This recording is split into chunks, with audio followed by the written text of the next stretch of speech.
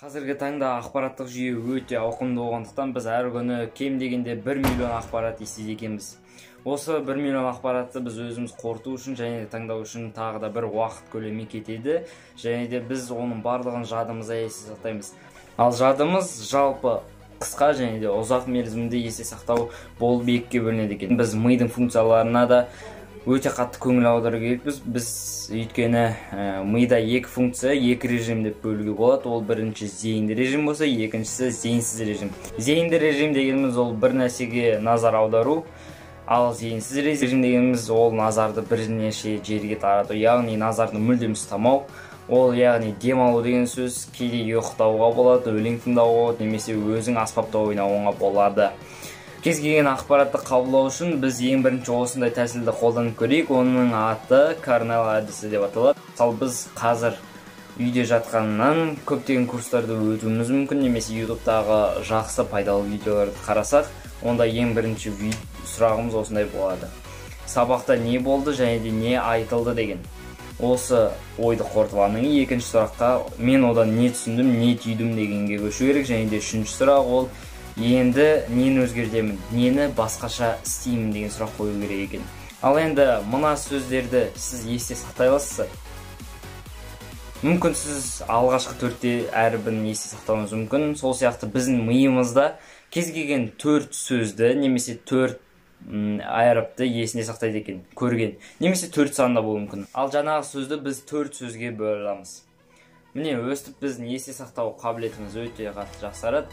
Ал негізінен біз қысқа мерзімді жаттан ұзақ мерзімді жадқа біз белгілі бір ақпаратты ауыстыру үшін біз оны қайталай беру керекпіз. Бірақ бірден барлығын қайталауға болмайды, әрине, ол белгілі бір уақыт өлшемінде. Мысалы біз білімді алдық, білімді алғаннан кейін оны міндетті түрде 1 сағаттан кейін қайталаймыз. 1 сағаттан қайталап болғаннан кейін біз оны 1 аптадан кейін қайталаймыз. 1 аптада тағы бір қайталап аламыз. Потом 1 айдан кейін, одан кейін 2-3 айдан кейін қайталасақ, біздің ұзақ мерзімді жадымызда қалып қалады екен. Тіпті ол мәңгілікке қалуы мүмкін. Миды зейінді және зейінсіз режимде ұстау тәсілін сіздерге айта кетейін. Ол помодоро тәсілі деп айта кетіп. Яғни помодоро тәсілінде ол 25 минут бойы бір жерде фокустау, яғни зейінді режимде болу. Ал осы жұмыстан кейін өзіміздің зейінсіз режимге ауысуымыз үшін демалу немесе ұйықтау, тағы да басқа бағанада айтып кеткен заттар. Бізде негізге не үшін осы зейінді режимнен зейінсіз режимге, зейінсіз режимнен зейінді режимге ауысып тұру керек? Бір режимде қатып қалсаңыз, ол өте қиын, және де ол сіздің миыңыздың өте қатты перегруженный болып кетуіңізге өте қатты әсерін тигізеді. Және де сіз өзіңізді кешке не үшін осындай зат істемедім, не үшін былай істемедім, то ана соткаға қарап қалдым, то ана бір жерге қарап қалдым деп өздеріңіз өкінбеу үшін осы помодоро тәсілін қолдана аласыздар. Жалпы өте қызық тәсіл.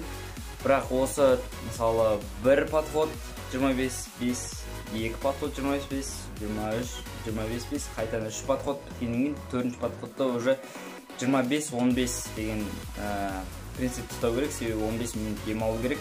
Ол әр 4 подход сайын болып тұрады. Бірақ бұл жерде бір айта кететін жайт, ол барлығы тура уақытымен орындалуы тиіс, және де сіздің шынымен қалауыңызбен болуы тиіс. Себебі идеальный формула жоқ барлығын істейтін. Сондықтан сізге өзіңізге шынымен жағатын болса, онда істеңіз. Және де оны 25 емес, 30, 35 немесе 40 минутқа айналдыруға болады. Ол жасыңызға байланысты. Бірақ сіз қаншалықты жассыз, соншалықты аз болуы тиіс жұмыс істейтін уақыт. Ал егер сіз кішкене ересектеу болсаңыз, онда 25 емес, 30-35 минутқа ауысыңыз. Яғни соған қаратай біздің демалу уақытымызда өте қатты ауысады. Ол 30 минут болса 10 минут демалу керек, 35 минут болса 15 минут демалу керек, 40 минут болса 20 минут демалу керек деген сияқты.